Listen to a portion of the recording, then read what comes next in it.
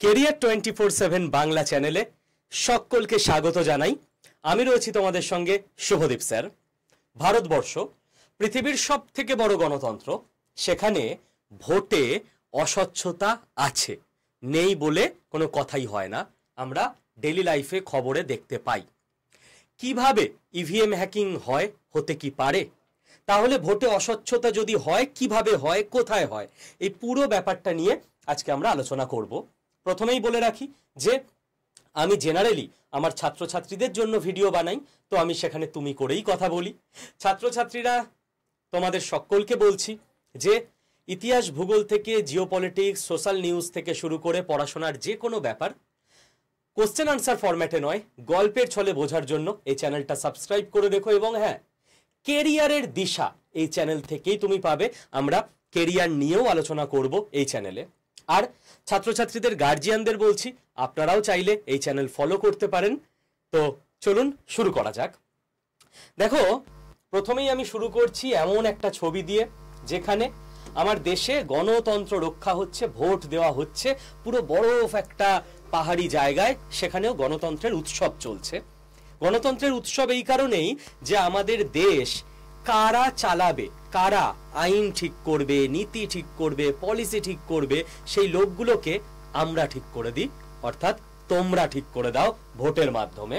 তো আমরা বাস করি গণতন্ত্রে।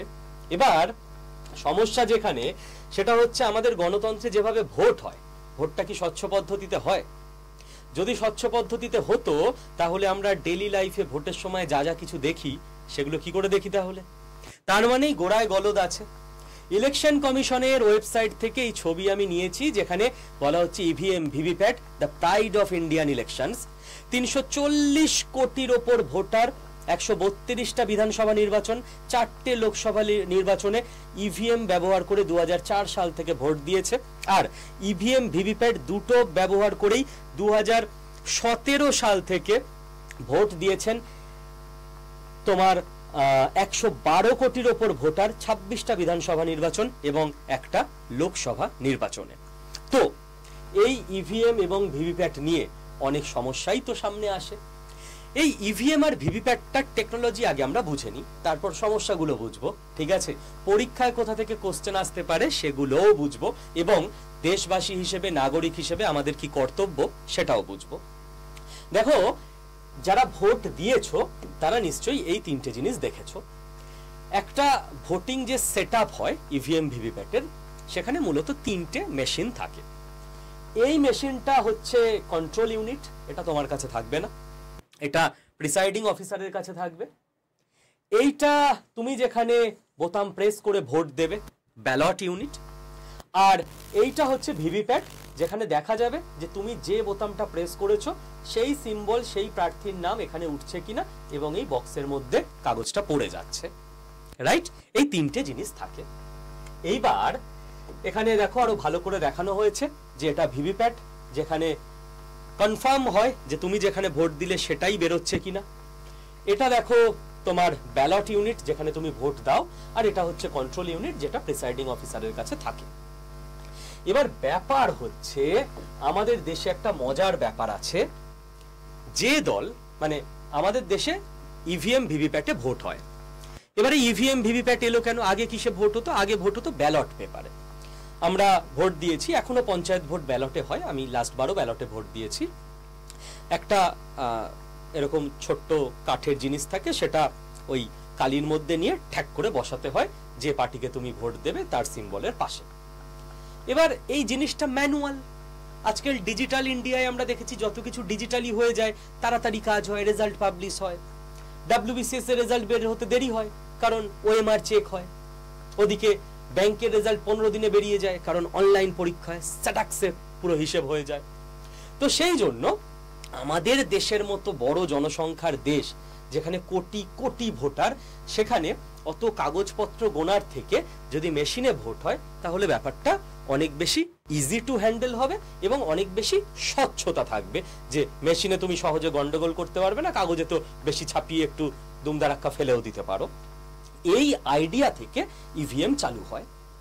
ইভিএম চালু হবার পর দেখা যায় যে মোটের উপর 100% তো নয়, বাট মজার ব্যাপার হলো এই ধরো এখানে একটা ভোট হলো এইখানে, এবার এইখানে ভোটে এ দল জিতে গেছে, এ দল কিচ্ছু বলছে না, বি দল বলছে, সি দল বলছে ইভিএম এ কারচুপি, ওই ভোট লোকে যেখানেই দিয়েছে ওদের কাছেই ভোট গেছে। আবার পরের ভোটেই দেখা যাচ্ছে এখানে বি দল জিতে গেছে, তখন বি দল চুপ আছে, এ দল আর সি দল বলছে ইভিএম এ কারচুপি, ওই তো লোকে আমাদের ভোট দিয়েছে ওদের কাছে ভোট গেছে। কেউ বলছে না যে আমি হেরেছি, বলছে না না আমিই জিতেছি, ও কারচুপি করে জিতেছে, আসলে তো আমিই জিতেছি। অদ্ভুত ব্যাপার। এবং যে যখন জিতে যাচ্ছে মানে রেজাল্ট অনুযায়ী জিতছে, সে আর কিছু বলছে না, সে আবার হয়তো পরের বারই বলবে যে ইভিএম খারাপ, বা আগের বারই বলেছিল ইভিএম খারাপ, এবার জিতে গেছে এবার আর কিছু বলছে না। তো এই সমস্যা সলভ করার জন্য এলো ভিভিপ্যাট। ভিভিপ্যাটে বলা হলো যে ভাই এই যে এই হাতটা আঙুলটা 1 নম্বরে ভোট দিচ্ছে এ দলকে, তো এইখানে একটা কাগজে যেটা ট্রান্সপারেন্ট একটা বক্স থাকে, তুমি দেখতে পাবে যে এ দলের নাম লেখা একটা স্লিপ এর মধ্যে জমা হচ্ছে। তো দরকার পড়লে মিলিয়ে দেখা যাবে গুণে যে এর মধ্যে এ দলের যতগুলো কাগজ লাস্ট অবধি পড়েছে মেশিনের মধ্যে ততগুলোই এ দলের কাছে ভোট আছে কিনা। এখন থেকে এসছে ইভিএম আর ভিভিপ্যাট, এর প্রত্যেকটার ফুল ফর্ম কি আমরা জানবো, পরীক্ষার পার্সপেক্টিভে কি কি লাগবে সেগুলো আমরা জানবো। এইবার এখনো শান্তি নেই, এখনো লোকে বলছে না না ও কারচুপি হয়। কি কি কারচুপি হয়? লোকে অদ্ভুত অদ্ভুত কথা বলছে, এবং লোকে না মানে বড় বড় মানুষজন বলছে, নেতা মন্ত্রী যারা হেরে গেছে সেই সব দলের বা যারা হেরে যায় কোনো ভোটে। কেউ বলছে 1 লাখ ভোটের পর যে দলের কাছে বেশি ভোট গেছে ওই দল সব ভোট পেয়ে যায় ইভিএম এ। কে বলছে তুমি বি ভোট টিপলে এ দলের কাছে 2টো করে ভোট চলে যায়, এই সমস্ত কথাবার্তা। কে বলছে বাইরে থেকে লোকে হ্যাক করে নেয়। এবার আমাদের ইলেকশন কমিশন অফ ইন্ডিয়া কি বলছে তারপর অন্য যুক্তিতেও আসবো। ইলেকশন কমিশন অফ ইন্ডিয়ার একটা ভিডিও থেকেই আমি এই স্ক্রিনশটটা তুলেছি, যেখানে মজার ছলে ওনারা দেখিয়েছেন এটা একটা ভিভিপ্যাট মেশিন, এবং ভিভিপ্যাট মেশিনটা বলছে I am standalone with one time programmable microcontroller chip. বলছে ওয়ান টাইম প্রোগ্রামেবল, একবারই প্রোগ্রাম করা হয়েছে আমাকে, আর অন্যবার প্রোগ্রাম করাও যায় না। সফটওয়্যার যেটা প্রোগ্রাম করা হয় সি ল্যাঙ্গুয়েজে, সেই ছোটবেলায় আমরা শিখতাম না, এখন তো অনেক কিছু আরো ল্যাঙ্গুয়েজ চলে এসছে। তো ইলেকশন কমিশন অফ ইন্ডিয়ার বক্তব্য হচ্ছে যে আমাদের ওপেন চ্যালেঞ্জ সারা পৃথিবীর হ্যাকারদের কাছে, কেউ ইভিএম হ্যাক করে দেখাক। Not possible. কেন not possible? Election commission of India বলছে যে এই যে 3টে machine, ballot unit, control unit আর ভিভিপ্যাট, এই 3টে মেশিনে তোমার কোনো তারের মধ্যে বা তার ছাড়া, ওয়্যার বা ওয়্যারলেস ইন্টারনেট কানেক্ট করা যায় না। যেখানে ইন্টারনেট কানেক্ট নেই সেখানে হ্যাকিং হবে না। এবং বলছে আচ্ছা আগে থেকে ভেতরে প্রোগ্রাম যদি গন্ডগোল করে রাখো, সেইখানে ইলেকশন কমিশন অফ ইন্ডিয়া বলছে, আমি এখানে পরে আর একবার আসবো, পরীক্ষার জন্য মুখস্থ করতে হবে, যে এটাকে তৈরি করে ভারত ইলেকট্রনিক্স লিমিটেড, বিইএল। কোন মন্ত্রকের আন্ডারে এটা আছে? Ministry of defence and electronics corporation of India limited, ECIL. এই মন্ত্রকের অধীনে ভারত ইলেকট্রনিক্স লিমিটেড এটাকে তৈরি করে, কোনো নির্দিষ্ট দল তৈরি করে না যে তাদের হয়ে কাজ করবে। স্যার কেন্দ্র সরকার যে দলের, কেন্দ্র সরকার তো পাল্টে পাল্টে যায়, তো মন্ত্রক এবং মন্ত্রীও তো পাল্টায়, তো যারা এখন হারছে তারাও তো কোনোদিন ওই মন্ত্রকের দায়িত্ব পাবে। তো এটা ধোপে টেকে না যে কেউ ওখানে কারচুপি করে রেখেছে। এইবার এই যে এখানে বিইএল এ তৈরি করা হলো ভারত ইলেকট্রনিক্স লিমিটেডে, এইবার এরা যখন ভোট ঘোষণা হয় তখন এই ইভিএম সেট পাঠিয়ে দেয় ডিস্ট্রিক্টের স্ট্রং রুমে, জেলার স্ট্রং রুমে। জেলার স্ট্রং রুম মানে যেখানে ইভিএম জড়ো করে রাখা হয়। এবার তুমি বলবে আচ্ছা ওই যেগুলো পাঠাচ্ছে ওর মধ্যে যদি কারচুপি থাকে? প্রথম কথা, যখন বিএল থেকে ডিস্ট্রিক্ট কন্ট্রোল রুমে, স্ট্রং রুমে আসে, তখন র্যান্ডাম ইভিএম চুজ করা হয়, কোনটা কোনটা যাবে আগে থেকে সেট থাকে না, এবং অফিসাররা এবং রাজনৈতিক দলের প্রতিনিধিরা একসঙ্গে চেক করে নেয় যে দেখে নাও, যেটা ইচ্ছে চেক করে নাও সব ঠিক আছে কিনা, 5বার প্রেস করে দেখো 5টা তোমার দলের পড়ছে কিনা, সবাই ওকে, তখন চলে এলো ডিস্ট্রিক্ট কন্ট্রোল রুমে, স্ট্রং রুমে। ডিস্ট্রিক্ট স্ট্রং রুমে অল টাইম সিসিটিভি চলে এবং বাইরে জওয়ানরা পাহারা দেয়। ওই যে সিসিটিভিটা চলছে সেটার অ্যাক্সেস রাজনৈতিক দল এনি টাইম পেতে পারে, যে দেখে নাও ভেতরে কেউ ঢুকছে কিনা, কোনো প্রবলেম হচ্ছে কিনা। সব রাজনৈতিক দলের কাছে আছে, কেউ কিন্তু টু শব্দটি করে না। তা প্রবলেম হলে তখন বলো যে না না এই তো আমরা দেখছি এর মধ্যে লোক ঢুকেছে, তোমাদের কাছে অ্যাক্সেস আছে। পরে বলছে না না আমাদের হারিয়ে দেওয়া হয়েছে। প্রথম দিকটা বলে নি, তারপর বলছি যে কিভাবে ভোট এদিক ওদিকও করা যায়। তারপর ডিস্ট্রিক্ট স্ট্রং রুম থেকে এটা চলে আসে কনস্টিটিউশন, তোমার যে বিধানসভা ক্ষেত্র তার স্ট্রং রুমে, একই প্রসেস মেনটেন করে। এবং স্ট্রং রুমে যখন জিনিস ইভিএম গুলো ঢোকানো হয় তখন অফিসাররা থাকে, ক্যামেরা চলে এবং রাজনৈতিক দলের প্রতিনিধিরা থাকে। সিপিএম ঠিক আছে, বিজেপি ঠিক আছে, তৃণমূল ঠিক আছে, কংগ্রেস ঠিক আছে, আম আদমি পার্টি ঠিক আছে, সবাই ওকে, হ্যাপি, চলো লক করলাম বলে লক করে দেওয়া হয়। সিসিটিভি চলতে থাকে, তার অ্যাক্সেস সবার কাছে আছে, অফিসার প্লাস রাজনৈতিক দল। সেখানে কেউ কোনো প্রতিবাদ জানায় না। এবং ভোটের দিন একই পাহারায় স্ট্রং রুম থেকে চলে আসে বুথে, পোলিং স্টেশনে। বুথে যখন ভোট শুরু হয় তার আগে প্রিসাইডিং অফিসার আবার অফিসারদের ডাকে এবং দেখবে এজেন্ট থাকে বুথে, তৃণমূলের এজেন্ট, বিজেপির এজেন্ট, সিপিএম এর এজেন্ট, কংগ্রেসের এজেন্ট, এরকম এজেন্টদের ডাকে, এই দেখো অন করলাম চলছে, এই দেখো এখানে টিপলাম চলছে, সবাই হ্যাপি, সবাই ওকে, চলো স্টার্ট করছি। তাহলে কেউ কোথাও প্রবলেম জানাতে পারছে না, পুরো প্রসেস মেনটেন করে হচ্ছে। এবং যখন ভোট হচ্ছে তখন প্রিসাইডিং অফিসার স্টার্ট বাটনে চাপ দিলে ভোটিং প্রসেস শুরু হয়, ভোটিং যখন শেষ হয় এন্ড বাটনে চাপ দিলে ভোটিং প্রসেস এন্ড হয়। Start time end time record হয়ে গেল মেশিনে, যে এর পরে কেউ আর ওর মধ্যে আলাদা করে ভোট দিতে পারবে না। এবং অনেকে বলে 1 লাখ ভোট হয়ে গেলে গন্ডগোল হয়। একটা ইভিএম এ 2000-এর বেশি ভোট নেওয়াই যায় না। একটা বুথে লোক কত থাকে, আমার গ্রামের বুথে 1100-1200 মতো ভোটার আছে, তো অত ভোট একটা ইভিএম এ পড়বে কি করে? তো ওটা ফালতু কথা, ঠিক আছে। এবার তাহলে কি হলো, প্রিসাইডিং অফিসার এন্ড করে দিল, লক হয়ে গেল। একই পদ্ধতিতে ওটা চলে যাবে স্ট্রং রুমে, সব অফিসাররা, সেনা জওয়ান, রাজনৈতিক দলের নেতারা, 3 তরফ থেকে পরীক্ষা হয়ে গেল, লক সিল, আবার সিসিটিভি চলছে, আবার সবাই দেখতে পাবে। এবং রেজাল্টের দিন আবার একইভাবে সবাইকে নিয়ে আনলক করে গণনা শুরু হয়। তো ইলেকশন কমিশন অফ ইন্ডিয়া বলছে যে পুরো প্রসেসটায় এমন কোনো স্টেপ নেই যেখানে রাজনৈতিক দলের প্রতিনিধিদের রাখা হয় না। প্রবলেম দেখলে তো ওরা তখনই বলতে পারে, কেউ কখনো বলে না, কারণ প্রবলেম নেই। ইলেকশন কমিশন অফ ইন্ডিয়া বলছে হ্যাক তো হতেই পারে না, কারণ সারা পৃথিবীর সবাইকে আমরা বলে রেখেছি যে হ্যাক করে দেখান, কেউ আজ অব্দি দেখাতে পারেনি। মাঝখানে একটা সোশ্যাল মিডিয়ায় গুজব রটেছিল যে একজন দিল্লিতে, কোন দলের এমএলএ বা কিছু আমার মনে নেই, তোমরা গুগল সার্চ করলে দেখতে হবে, সে একটা ইভিএম মেশিন নিয়ে এসে বলছে এই যে আমি দেখাচ্ছি হ্যাক করা যায়। পরে দেখা গেছে ওটা ইভিএম মেশিনই না, ইভিএম মেশিনের মতো একটা জিনিস নিজে বানিয়েছে। নিজে মানে উনি বানাননি, উনি কোনো একটা কোম্পানিকে দিয়ে বানিয়ে এনেছে। তো সেটা হ্যাক করা যায় তো কি হয়েছে? আমাকে কেউ আইফোন এসে দিয়ে বললো লক খোলো দেখি, আমি একটা খিদিরপুরে গিয়ে নিজের মতো ফোন সফটওয়্যার লোক দিয়ে বানালাম, দিয়ে যাই তো আইফোনের মতোই দেখতে, এটা তো লক আনলক করে দিলাম, তো দুটো সেম নাকি? তো ইভিএম হ্যাক আজ অব্দি কেউ করতে পারেনি, মানে করে দেখাতে পারেনি। বাকিগুলো যেগুলো সোশ্যাল মিডিয়ায় এসছে ওগুলো ইভিএম এর মতো দেখতে জিনিস, ইভিএম নয়, নিজেরাই বানিয়েছে, নিজেরাই ভিডিও বানিয়েছে ভিউজ পাওয়ার জন্য। এবার ইলেকশন কমিশন অফ ইন্ডিয়া বলছে তাহলে প্রবলেমটা কোথায়? প্রবলেম আছে, পুরো প্রসেস বলে দিলাম কিভাবে ইভিএম স্টেপ বাই স্টেপ আসে, পুরো প্রসেসে চেক হয় এবং স্টেপ বাই স্টেপ রেজাল্টের দিন অবধি আবার স্ট্রং রুমে চলে যায়। প্রবলেম হচ্ছে যখন বুথটাই দখল হয়ে যায়, তখন ইভিএম তো মেশিন, ও থোড়ি বুঝতে পারবে যে বুথ দখল হয়ে গেছে, এর ভোট দেবার কথা নয়, এ ভোট দিয়ে চলে যাচ্ছে। বুথ দখল হয়ে গেলে কিছু করার নেই।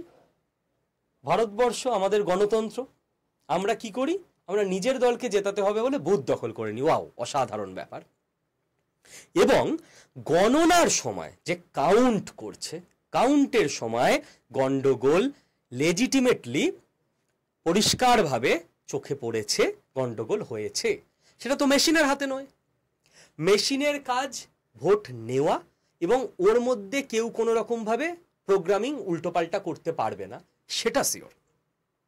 কে বুথ দখল করে নিয়ে গিয়ে প্রিসাইডিং অফিসারের মাথায় বন্দুক ধরে যে আমি 10টা ভোট দেবো, 10 বার ট্যাঁ ট্যাঁ করে টিপবো, আপনি চুপ করে থাকবেন, 10টা ভোট আমায় দিতে দেবেন, মেশিন কি করতে পারে? ঠিক আছে, তাহলে আমরা যেটা বুঝতে পারলাম যে ইভিএম হ্যাক করা যায় না। যায় না মানে যায় না। এবার গন্ডগোল হচ্ছে আমরা ভারতীয়রা, বিশেষ করে বাঙালিরা বড্ড বেশি বুঝি। ঠিক আছে, সে কোভিডের ভ্যাকসিন যখন এসছে, আরে দেশের সায়েন্টিস্টদের ওপর ভরসা রাখো, দেশের সায়েন্টিস্টরা বানিয়েছে, না না ওটা নিলে মরে যাবে, ওটা নিলে বাবা মেয়েদের দাড়ি উঠবে, ওটা নিলে 2 বছর পর হার্ট অ্যাটাক হবে। তো গুজব ছড়ানোতে আমরা এক্সপার্ট। গুজব কোথা দিয়ে ছড়ানো হয়? হোয়াটসঅ্যাপে। গুজব ছড়ানো হয় চায়ের দোকানে, সমস্ত বিজ্ঞ মানুষেরা ওখানে বসে থাকে। গুজব ছড়ানো হয় লোকাল ট্রেনে। যখন আগে ট্রেনে যাতায়াত করতাম তখন দেখতাম লোকজন ইন্ডিয়ার সঙ্গে কারোর ম্যাচ থাকলে পরের দিন বলছে, আরে বিরাটের ওই 29 নম্বর ওভারে 3 নম্বর বলটা তো পুরো ভুল শট খেললো। তাকাতাম, দাদা মানে বিরাট কোহলি, মানে উনি হয়তো দেখেনি কোনোদিন যে অরিজিনাল বলটা কি স্পিডে আসে, কিরকম ভারী হয়, এইভাবে মারতে হতো। আরে বিরাট কোহলিকে জ্ঞান দিয়ে দিচ্ছে কিভাবে মারতে হতো। ঠিক আছে, মজার ঘটনা মনে পড়লো, ওই আমাদের বিক্রম চন্দ্রযান যখন প্রথমবার ল্যান্ডার রোভার গেল এবং আমাদের মিশন ফেল হলো, লোকজন বলছে হ্যাঁ মোদি এটা ঠিক করলো, বিক্রমকে পাওয়া যাচ্ছে না, বিক্রম হারিয়ে গেছে, যোগাযোগ স্থাপন হচ্ছে না, ওর মা বাবার কি অবস্থা বলো দেখি। মানে লোকে ভেবে নিয়েছে বিক্রম মানুষ, বিক্রম যে মেশিন, আইডিয়া নেই। বলছে বিক্রমকে খুঁজে পাওয়া যাচ্ছে না, ওর মা বাবার কি অবস্থা দেখো। এবার ওখান থেকে সবাই জ্ঞান নিয়েছে, সবাই কি হচ্ছে, মোদিজি এটা ঠিক করলো, বিক্রমকে পাঠিয়ে দিয়েছে, বিক্রমকে খুঁজে পাওয়া যাচ্ছে না। তো এই ধরনের গুজব থেকে দূরে থাকবে। পরীক্ষার পার্সপেক্টিভে কি কি দরকার সেগুলোই আমি আলোচনায় আসছি। তার আগে একটা ছোট্ট কথা বলবো, দেশের পার্সপেক্টিভে বড্ড দরকার। 2 মিনিট নেব, একটু বোঝার চেষ্টা করো। এটা করে আমরা দেশের কত বড় সর্বনাশ করছি, দেশের নির্বাচন সম্পর্কে ফেক তথ্য ছড়িয়ে। তোমায় আমি যদি বলি যে আচ্ছা বাবা, একটা ভালো বডি স্প্রে আছে বা একটা ভালো ড্রোন আছে, তো 500 টাকা দাম বডি স্প্রের, একটা ফ্রান্সের ব্র্যান্ড আর একটা সোমালিয়ার ব্র্যান্ড। ড্রোনটার 50,000 টাকা দাম দুটোরই। একটা ড্রোন হচ্ছে ইসরায়েলের, আর একটা ড্রোন হচ্ছে দেখা গেল আফগানিস্তানের। তো কোনটা নেবে?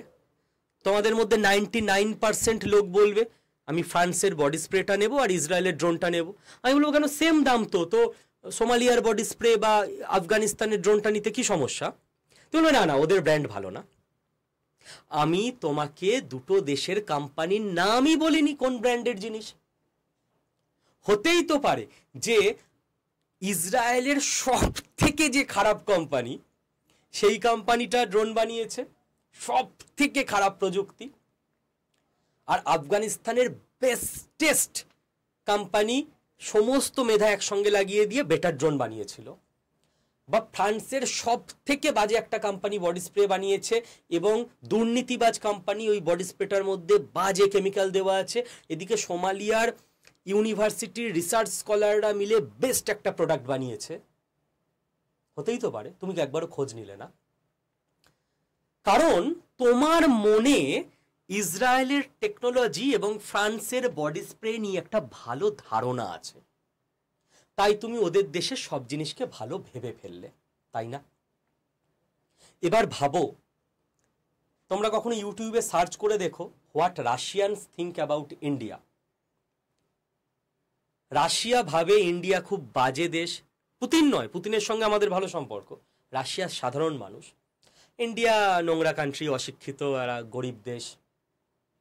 এবার রাশিয়ার কাছে যদি অপশান যায় যে আচ্ছা ইন্ডিয়ার একটা কোম্পানি ধরো স্মার্ট বোর্ড বানিয়েছে আর একটা ইংল্যান্ডের কোম্পানি স্মার্ট বোর্ড বানিয়েছে, রাশিয়ার কোনো আমার মতো টিচার যে স্মার্ট বোর্ড কিনবে, কোত্থেকে কিনবে?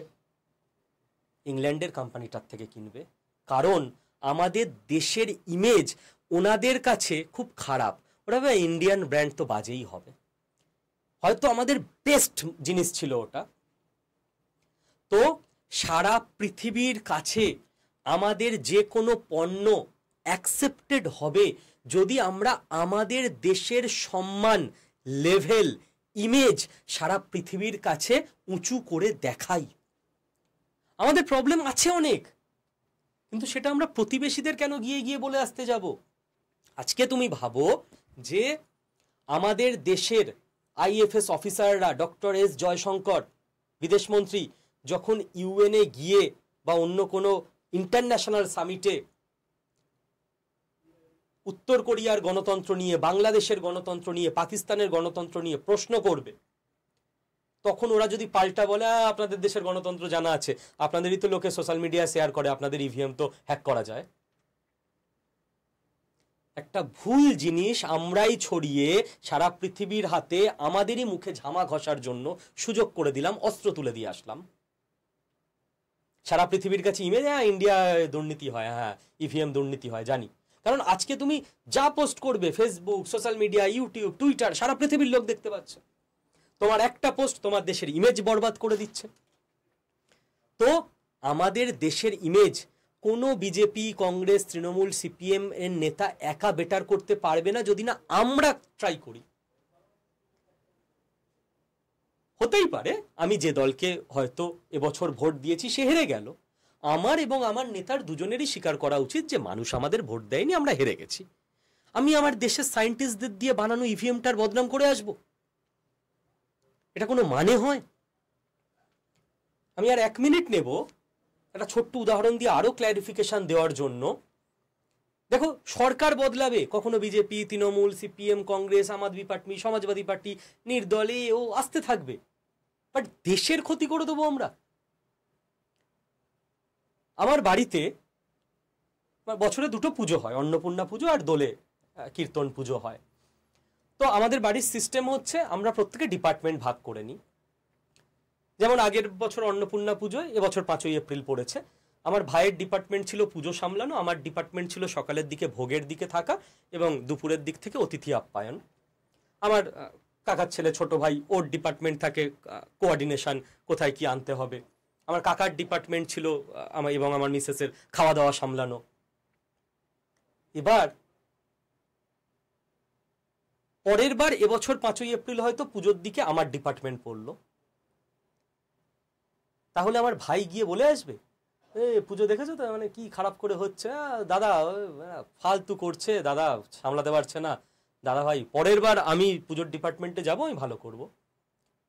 আমি গিয়ে বলে আসবো লোককে যে খাওয়া দাওয়া মেনু ভালো হয়নি না, হ্যাঁ আমার ডিপার্টমেন্ট নয় তো, এটা আমার কাকা নিয়েছে ডিপার্টমেন্ট, হ্যাঁ ফালতু হয়েছে, পরের বার আমি এসে ভালো করব। আমার পরিবারের সম্মান আমি নষ্ট করলাম অতিথি, আত্মীয় স্বজন, গ্রামবাসীর কাছে, নাকি আমি এটা মনে করব যে আমার বাড়ির পুজো, আমার বাড়ির সুনাম, আমার পরিবারের সুনাম আমায় রক্ষা করতে হবে। এবছর আমি এটুকু করলাম, আমার ভাই পরের বছর এই ডিপার্টমেন্টের দায়িত্ব নিয়ে আরো বেটার কিছু করবে, বা ভাই এবছর এইগুলো ভালো করলো, কিছু খুঁত আছে, পরের বার আমি ওই ডিপার্টমেন্টের দায়িত্ব নিয়ে আরেকটু বেটার করব। কোনটা তোমাদের মনে হয় ঠিক? যে আচ্ছা এবছর অমুক দল ক্ষমতায় এসছে, তো ওরা করে নিক, এইগুলো ভুল আছে, আমরা পরের বার এসে এগুলো আরো বেটার করব, বাট আলটিমেটলি দেশের সুনাম, দেশের বেটারমেন্ট। নাকি আমরা এটা করব যে আমার পছন্দের দল তো জেতেনি, তো আমি দেশের ইমেজ নষ্ট করে দেওয়ার মতো পোস্ট করব? হোয়াট ইজ দিস ভাই? চাকরি বাকরি সব হবে, চাকরির জন্য আমি পড়াবো, আমরা সমস্ত স্যার ম্যাডামরা আছি, চাকরি পেয়েও যাবে, বাট দেশের ইমেজ নষ্ট করে তুমি চাকরি করে টাকা উপার্জন করে নিজে ভালো থাকতে পারবে ultimately? Please don't do this. তো এই ধরনের ফেক ইনফরমেশন থেকে নিজে বাঁচো। এবং আমি বলবো, আমি কোনো ভিডিও আমার শেয়ার করতে বলি না, এই ভিডিওটা শেয়ার করো সবার সঙ্গে। তুমি যে দলের সাপোর্টার হও, জাতি, বর্ণ, ধর্ম, লিঙ্গ যাই হোক, দেশের উপরে তো কিছু নেই। ওকে, তো এই ভিডিওটা একটু মানুষজনকে শেয়ার করো, একটু জোর করে শুনিও যে ডোন্ট ডু দিস। হতে পারে তোমার পছন্দের দল হেরে গেছে, পরের বার জিতবে, কিন্তু দেশের ইমেজ খারাপ করে দিও না। পরীক্ষা সংক্রান্ত যে কথাগুলো বলবো, ইভিএম এর ফুল ফর্ম কি? আমরা বলি EVM number 1 electronic voting machine. Okay, আচ্ছা, এবার এর মধ্যে ব্যালট ইউনিট থাকে আর কন্ট্রোল ইউনিট থাকে, এটা পরীক্ষায় আসবে না, পরীক্ষায় এটা আসবে ইভিএম এর ফুল ফর্ম। নেক্সট পরীক্ষায় যেটা আসবে সেটা হচ্ছে প্রথমবার ইভিএম ইউজ করে ভারতবর্ষে কোথায় ভোট হয়েছিল। তোমরা ভাববে 2004-05 বা 2010, না, মজার ব্যাপার 1982 সালে কেরালায় পারুর অ্যাসেম্বলি কনস্টিটিউয়েন্সিতে, পারুর বিধানসভা নির্বাচন ক্ষেত্রে এটা ভোট হয়েছিল বাই ইলেকশনে। বাই ইলেকশন মানে উপনির্বাচন, মানে ওখানে যে এমএলএ ছিল তিনি মারা গেছেন বা পদত্যাগ করেছেন বা এমপি হয়ে গেছেন কিছু একটা, ওখানে আবার একবার উপনির্বাচন হয়েছিল, মনে থাকবে। নেক্সট পরীক্ষার জন্য আর কি লাগবে? পরীক্ষার জন্য লাগবে যে ভিভিপ্যাট। ভিভিপ্যাটের ফুল ফর্ম কি? Voter verifiable paper audit trial. ঠিক আছে, এটা ফুল ফর্ম গেল একটা কোশ্চেন। এটা প্রথমবার কবে কোথায় ইউজ হয়েছিল ইন্ডিয়াতে? ফার্স্ট টাইম ইউজ হয়েছিল 2013 নাগাল্যান্ডে একটা বিধানসভা নির্বাচনে। কোন বিধানসভা নির্বাচন? নোকসেন, নাগাল্যান্ড 2013 নোকসেন বিধানসভা নির্বাচন, মনে থাকবে। তাহলে ভিভিপ্যাট একদম রিসেন্ট জিনিস, 2013 থেকে এটা প্রথম আমাদের ইউজ হয়েছে। নেক্সট সেটা হচ্ছে কোন বছর কত টাকা খরচ হয়েছে আমাদের এই জিনিসপত্রগুলোয়। এখান থেকে আসার চান্স কম, আমি 1 স্টার দিলাম, আগের পেজটা 3 স্টার দেবো, ভেরি ভেরি ইম্পর্টেন্ট। 2013-14 645 কোটি টাকা, 2017-19 4876 কোটি টাকা, 2021 থেকে 23 3960 কোটি টাকা এই পুরো সিস্টেম ইভিএম ভিভিপ্যাট ইত্যাদির জন্য খরচ হয়েছে। আচ্ছা, নেক্সট আবার সুপার ইম্পর্টেন্ট যে কারা তৈরি করে ইন্ডিয়াতে EVM? Bharat electronics limited, ECIL এর আন্ডারে। আচ্ছা, নেক্সট হচ্ছে তোমার একটা এই জিনিসপত্র তৈরিতে খরচ কত পড়ে? ব্যালট ইউনিট তৈরিতে খরচ পড়ে 7991 টাকা, কন্ট্রোল ইউনিট তৈরিতে খরচ পড়ে 9812 টাকা, ভিভিপ্যাট তৈরিতে খরচ পড়ে 16132 টাকা। নেক্সট যেটা আমাদের জানতে হবে সেটা হচ্ছে 2000 ম্যাক্সিমাম ভোট, এটা আবার ইম্পর্টেন্ট। 2000 ম্যাক্সিমাম ভোট একটা ইভিএম এর মধ্যে রেজিস্টার করা যায় অ্যাট এ টাইম, এর বেশি নয়। তবে জেনারেলি আমাদের 1500 ভোটের জন্য সেট করা হয়। ঠিক আছে, ইভিএম গুলোকে তারপর আর ভোট নেওয়া যায় না, কারণ একটা বুথে এর থেকে বেশি থাকবেও না, এবং একটা বুথে অনেক সময় 2টো ইভিএম 3টে ইভিএমও থাকে দরকার পড়লে। ঠিক আছে, তো এই কটা জিনিসপত্র আমরা একটু মনে রাখবো, খেয়াল রাখবো পরীক্ষার পার্সপেক্টিভে এবং ওভারঅল জানার জন্য। কেরিয়ার 24/7 বাংলায় আবারও সবাইকে স্বাগত। যে কোনো সোশ্যাল ইস্যু, মানুষের মনে জিজ্ঞাসা আছে এবং পরীক্ষায় কাজে লাগবে এই ধরনের ব্যাপার স্যাপার, এবং সরকারি চাকরি প্রাইভেট চাকরির ব্যাপার স্যাপার নিয়ে এই চ্যানেলটা ফলো করলে আশা করি বাঙালি ছাত্রছাত্রীরা অনেকটা গাইডেন্স পাবে। তো চ্যানেলটাকে সাবস্ক্রাইব করে রেখো। আর আমাদের অফিসিয়াল হোয়াটসঅ্যাপ নাম্বার আমি দিয়ে রাখছি, এই নাম্বারে ফোন করলে পাবে না, 6291796360। এই নাম্বারে হোয়াটসঅ্যাপে যদি একটা হাই লিখে পাঠিয়ে দাও তাহলে তোমার কাছে অটোমেটিক আমার হোয়াটসঅ্যাপ গ্রুপের লিঙ্ক চলে যাবে। সেই লিঙ্কে ক্লিক করে তুমি গ্রুপে জয়েন হয়ে থাকতে পারো। কি পাবে? আমরা চ্যানেলে যখনই ভিডিও দেবো তার লিঙ্ক পেয়ে যাবে। সমস্ত সরকারি চাকরি এবং বেসরকারি চাকরি যেখানে যখন কোনো নিয়োগ হচ্ছে তার খবর হোয়াটসঅ্যাপ গ্রুপে দিয়ে দেব, এবং সরকারি চাকরি বা বেসরকারি চাকরির জন্য, ওয়ার্ক ফ্রম হোমের জন্য, ফ্রিল্যান্সিং এর জন্য যে স্কিল দরকার, সরকারি চাকরির জন্য অঙ্ক, রিজনিং, জিকে জিএস জানতে হয়, ওয়ার্ক ফ্রম হোমের জন্য computer, spoken English, interview guidance জানতে হয়, সেগুলোও আমরা আমাদের ইনস্টিটিউটে অনলাইনে শিখিয়ে থাকি। অনেক কিছু ইউটিউবে ফ্রি ক্লাস হয়, তো কোর্স অবশ্যই আছে, কোর্স নেওয়ার যার দরকার সে নেবে, যার দরকার নেই নিতে হবে না। ইউটিউবে ফ্রি ক্লাস করতে পারো, তার লিঙ্কও আমরা আমাদের হোয়াটসঅ্যাপ গ্রুপেই তোমাদেরকে দিয়ে দিই। তো থ্যাংক ইউ সবাইকে। কেরিয়ার 24/7 বাংলা পরিবার আরও বড় হোক, সবাই চ্যানেলটাকে সাবস্ক্রাইব করে নিও এবং বন্ধু বান্ধবের সঙ্গে শেয়ার করে দিও। আর মনে রেখো, ডক্টর এস জয়শঙ্কর বা কখনো অন্য দলের কোনো মানুষ তিনি বিদেশমন্ত্রী হবেন, আমাদের আইএফএস অফিসাররা তারা একা কিন্তু দেশের ইমেজ ইন্টারন্যাশনাল ক্ষেত্রে বেটার করতে পারবে না যদি না আমরা দায়িত্ব নিই পৃথিবীর কাছে আমাদের ইমেজ ভালো করার জন্য। তো জয় হিন্দ, ভালো থেকো সবাই, গড ব্লেস ইউ অল।